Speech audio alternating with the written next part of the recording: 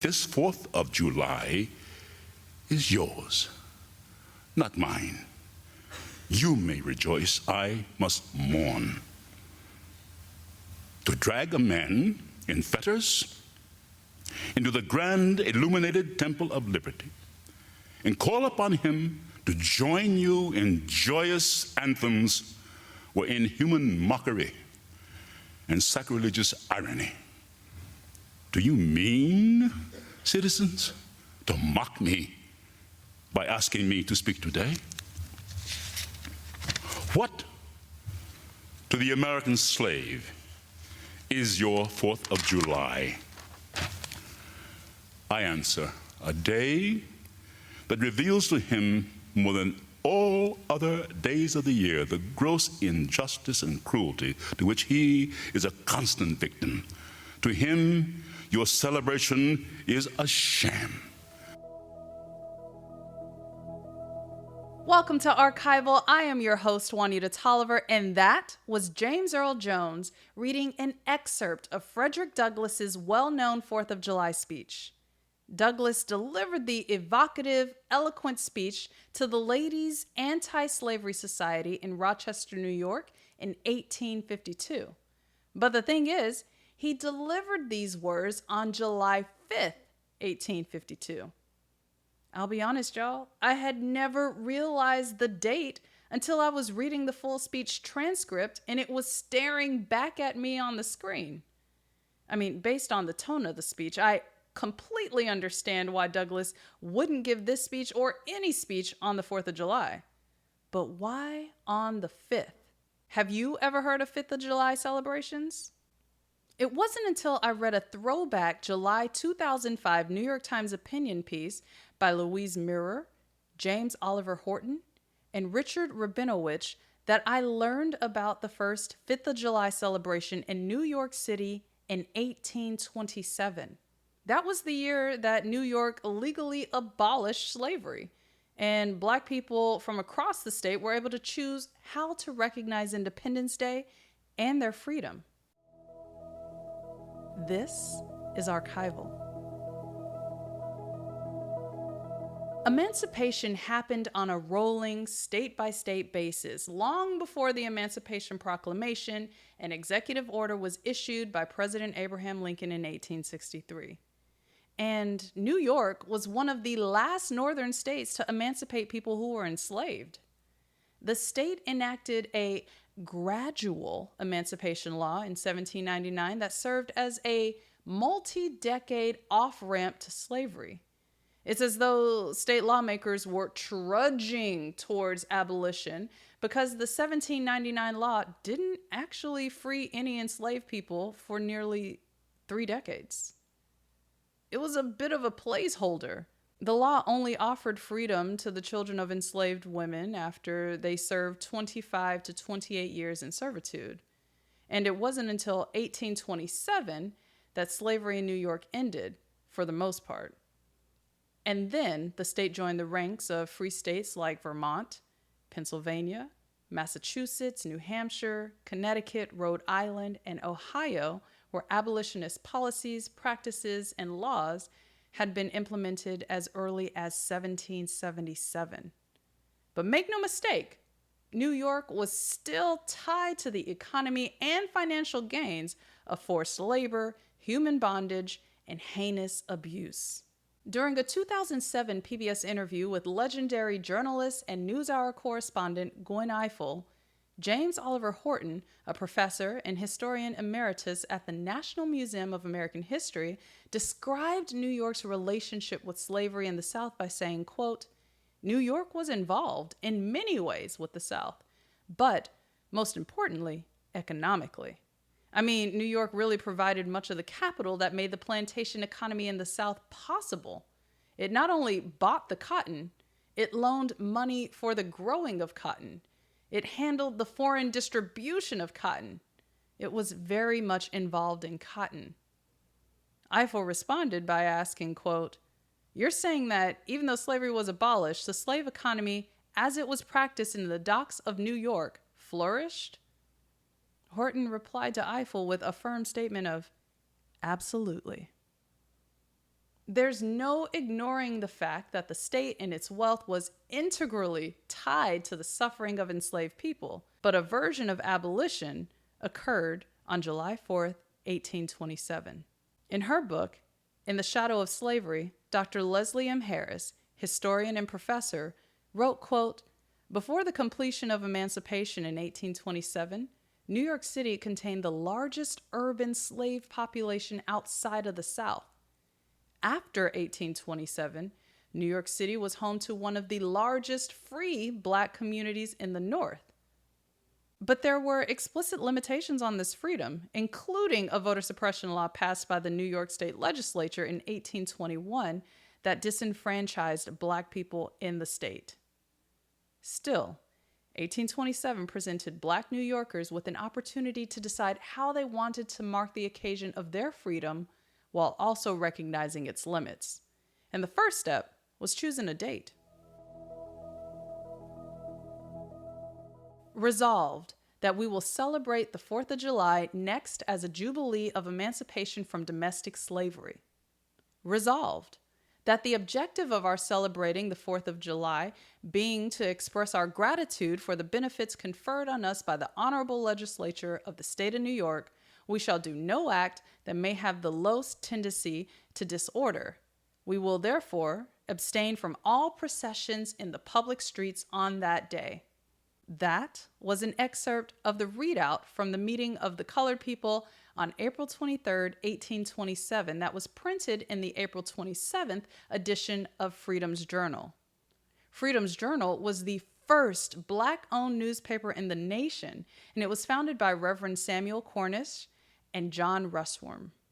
The planning for Emancipation Day had begun, but the tone here feels a little tight, a little buttoned up, and explicitly different from the tone featured at the top of the show with that excerpt from Frederick Douglass's speech. Resolving the intention of expressing our gratitude to the honorable state legislature and committing on behalf of every free person to, quote, "do no act that may have the lowest tendency to disorder," ignores reality. It ignores the fact that the state legislature took decades to arrive at emancipation, and it assigns an undue chasteness to every single Black person in New York who is free. The overtones of these resolutions are essentially thinly veiled versions of "don't you embarrass me," especially in public. After these resolutions ran in Freedom's Journal, it was clear that everyone was not on the same page. A few issues later, on June 22nd, 1827, Freedom's Journal featured a short, sweet, and unsigned announcement that read, quote, "For the information of our friends, we feel it our duty to state there will be 2 celebrations in the city in honor of the abolition of slavery in the state. One party will celebrate the 4th of July without any public procession, and the other, the 5th, with a grand procession, oration, and a public dinner." The energy was abundantly clear. This unnamed writer was not seeking permission, and they certainly weren't seeking approval. They simply stated, "We ain't doing what y'all are doing." And while there was no mention of why specifically the 5th, it was probably rooted in concerns about potential reactions from white New Yorkers who would be publicly and probably drunkenly celebrating on the 4th of July. By this point, tension and targeted violence against Black people had been increasing since the War of 1812, and increasing as the population of free Black people increased, and they started purchasing property in New York. They started running businesses in New York and really establishing themselves in society.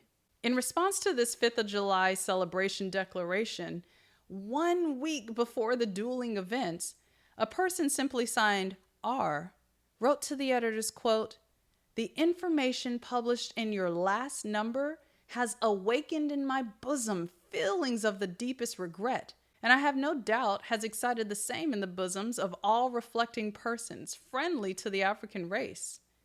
In an event so interesting and joyous to everyone of African descent, why should we be divided? Surrounded with enemies, we ought not to give them such an occasion of speaking reproachfully of us, but to unite as one man in everything praiseworthy. R. went on to write that the 4th was the only appropriate day to celebrate, and that celebrating with the whites makes sense because we, quote, have cause to rejoice as well as they do. He also wrote against the procession because, quote, we shall be in danger of being molested by vagabonds among the whites. Y'all, it was a mess. It was public disagreement. There were clearly notions of what's acceptable and respectable for them as Black people in the city. But still, somehow, all of this was healthy mess. And it was healthy because it was a dialogue between people with agency, people who were making choices for themselves and making choices collectively for their community. And they were doing it all publicly in a brand new Black-owned publication. And some of them were doing it publicly as free people for the first time. Of course it was going to be messy. And while it was a divisive choice, that parade happened on the 5th of July.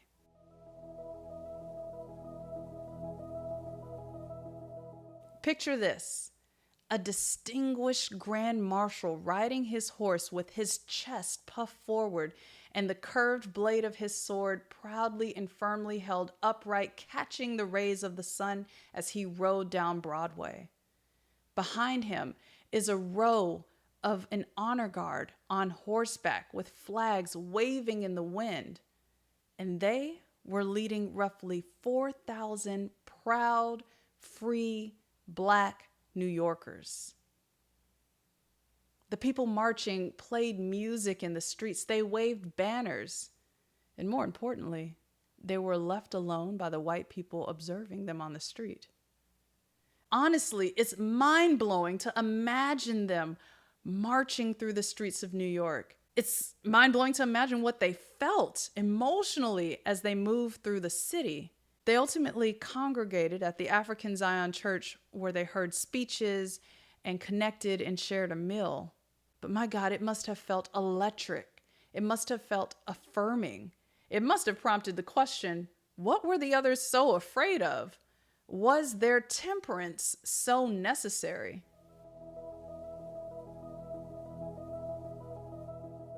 According to the New York Times, there were celebrations around the entire state on the 5th of July, and Black people in Boston and Philadelphia hosted companion celebrations. 5th of July celebrations continued for the next few years before ultimately dying down in the early 1830s.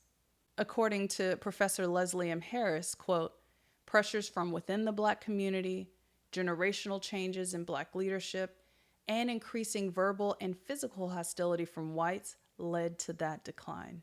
I'll be honest, as a Southern girl, I had never heard of this. I never heard this story. But what I'm taking away from the courage that it took and the conflict that it took to arrive at the 5th of July is that this is a quintessential lesson in freedom, pride, and having courage in the face of judgment and conflict. As I said earlier, this is the type of healthy conflict that needs to happen. And yes, it can be productive.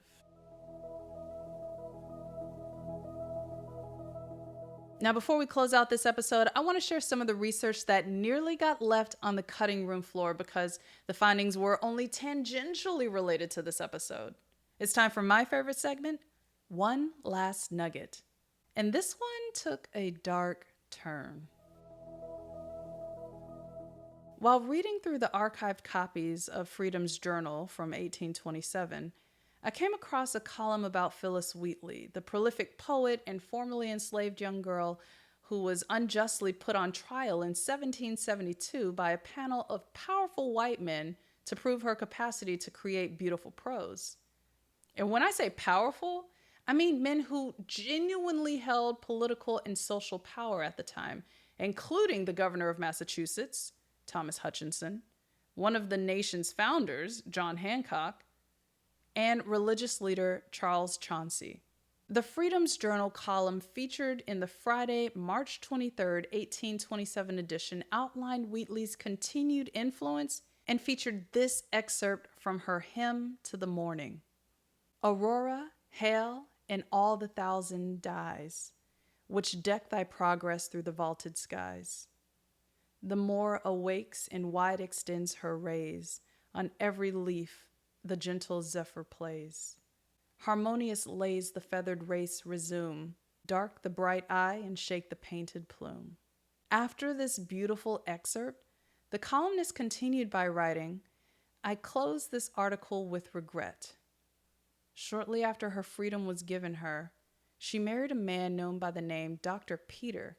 He saw his wife's ignorance in the management of a family and would make no allowance for her manner of education.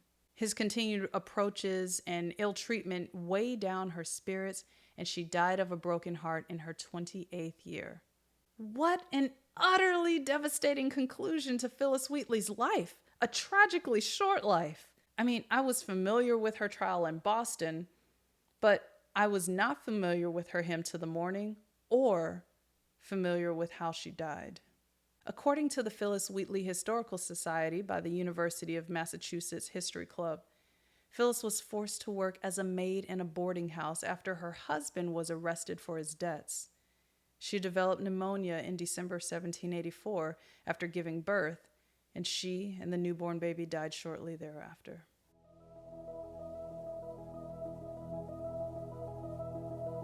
Thank you for listening to Archival. Curiosity is truly one of the biggest drivers of this show. And while it is slightly embarrassing to admit to y'all all of the things I don't know, it is thrilling to ask the questions and find the answers in the archives. For this episode, I spent hours and hours reading through archived copies of Freedom's Journal via Howard University's digital archives. And I am so grateful that all of this information is available to the public. I'm also grateful that y'all are just as curious as I am. The 5th of July will certainly be recognized in my home moving forward. If you enjoyed this episode of Archival, please leave a comment and a rating wherever you get your podcasts. Archival is a production of J. Tolliver Media, LLC.